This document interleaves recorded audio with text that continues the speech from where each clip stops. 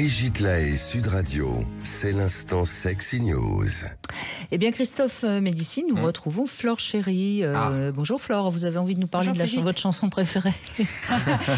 Non, pas forcément de ma chanson préférée, mais j'ai envie de vous parler, par exemple, des Shakira et des Miley Cyrus. Elles viennent de sortir des tubes musicaux pour parler de la rupture avec leur ex. Je vois que Christophe acquiesce, donc vous n'êtes pas si vieux que ça, vous voyez, vous avez les tubes après 2010.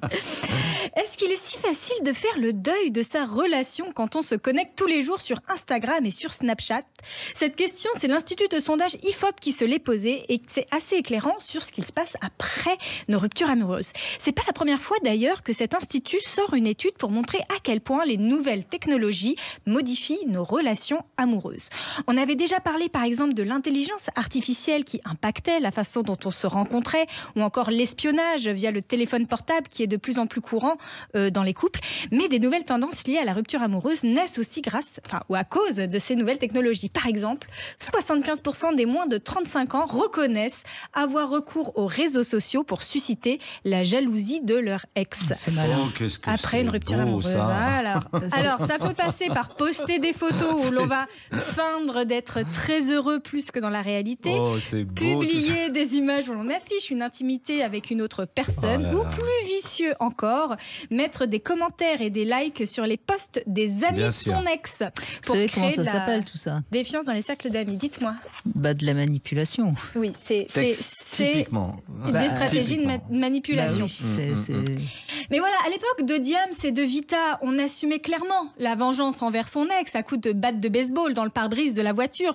C'était difficile le temps d'une nuit, puis on passait à autre chose. Là, la guerre avec son ex se fait beaucoup plus longue et de façon beaucoup plus sournoise.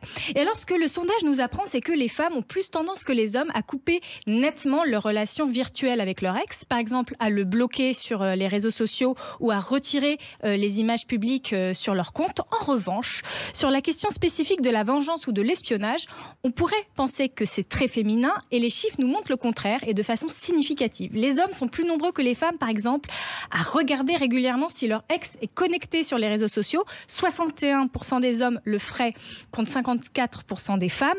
C'est un peu pareil. Là, ça se ressemble. Plus important, à créer des faux comptes d'espionnage sur les réseaux sociaux. 39% des hommes l'auraient déjà fait contre 22% des femmes. Ou encore à dénigrer leur ex en ligne pour lui coller une mauvaise réputation. 40% des hommes l'auraient déjà fait contre seulement 14% des femmes. Le pire étant bien sûr atteint sur le revenge porn. 38% des hommes auraient déjà envoyé des photos de leur ex dénudées à des tiers, sans le consentement de l'ex bien sûr, contre seulement 14% des femmes. Voilà, c'est des chiffres que je trouve assez intéressants et qui nous rappellent donc que le jeu des réseaux sociaux n'est pas aussi innocent et inoffensif qu'il en a l'air.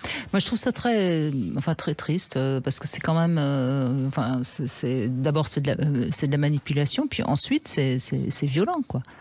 Et je trouve qu'il y a une forme de violence. Et puis c'est une violence qui n'est pas forcément dite, qui n'est pas forcément claire. Bien sûr. On ne sait pas trop ce que c'est un like, on ne sait pas trop ce que ça veut dire. Il y a cette idée de la vengeance, c'est-à-dire que ça dépend qui a quitté qui. Et quand on est quitté alors qu'on a voulu rester, on aurait aimé continuer. Et la façon il n'y a pas de raison de se venger. On est bien d'accord, mais c'est ce qui se passe là, Brigitte. Non, mais ça montre bien d'abord beaucoup d'immaturité, me semble-t-il, parce que l'amour, on le sait, c'est pas.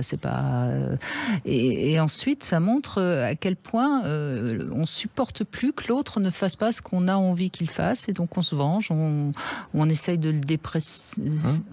Et on utilise les nouveaux médiums et ça, c'est les réseaux. Et les réseaux, oui, mais je ne suis pas sûre que la mentalité était la même avant. Donc vous pensez que ça a empiré, vous? Je pense que ça peut aggraver le phénomène, oui. Ouais. Et surtout que si on est dans une rupture avec son ex, on est dans une phase normalement de deuil, et une des façons de bien gérer le deuil, c'est aussi dans une certaine mesure de couper les ponts, de plus avoir d'attache émotionnelle. Là, c'est de la colère. Les réseaux sociaux nous rappellent un petit peu tout le temps. Ce qui aggrave le phénomène, Flore, c'est que c'est une médiatisation. On est tous un média aujourd'hui avec les réseaux sociaux. On est tous une radio, on est tous une télé.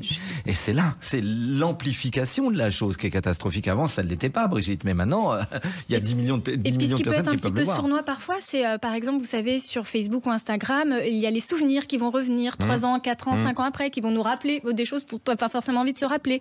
Ou alors, on voit finalement son ex très rapidement dans le partage de messages. Donc les réseaux sociaux peuvent aussi avoir tendance à nous ramener tout le temps notre ex, alors que nous, au contraire, on essaierait de s'en éloigner. Pour faire le deuil, c'est parfois plus difficile qu'avant. Oui. Bon, en tout cas, ça change les relations humaines, hein, c'est clair. Hein, ça, il y a pas de doute là-dessus. Alors, je voulais quand même vous préciser que Flore Chéri organise à nouveau ce salon de la littérature érotique, et c'est ce dimanche prochain. Enfin, pas 19 novembre. Pas dimanche qui vient, mais le dimanche de la semaine prochaine. Génial, le 19 novembre, toujours dans le 20e, à la Bellevilloise. C'est un endroit assez sympathique. Il y aura, comme toujours, énormément de monde, parce que c'est toujours énormément d'auteurs, d'autrices, de gens que vous allez pouvoir rencontrer. Et puis il y aura des jeux, voilà. C'est toujours plein d'animations, de petits cadeaux à gagner. C'est toute l'après-midi et une partie jusqu'à 21h. C'est ça, de 15h à 21h. De 15h à 21h. C'est un endroit très atypique et magnifique, la Bellevilloise. Oui, et qui est très beau. On aime beaucoup, avec des petits espaces morcelés. Donc il y a l'espace conférence, on peut être sur sa petite mezzanine à faire un jeu ou faire un atelier d'écriture. Donc, ce que j'aime bien, c'est que les participants peuvent être aussi à leur tour un peu auteurs, autrices d'écriture érotique, et dans leur mesure participer aussi à cette noble chose qu'est la littérature érotique.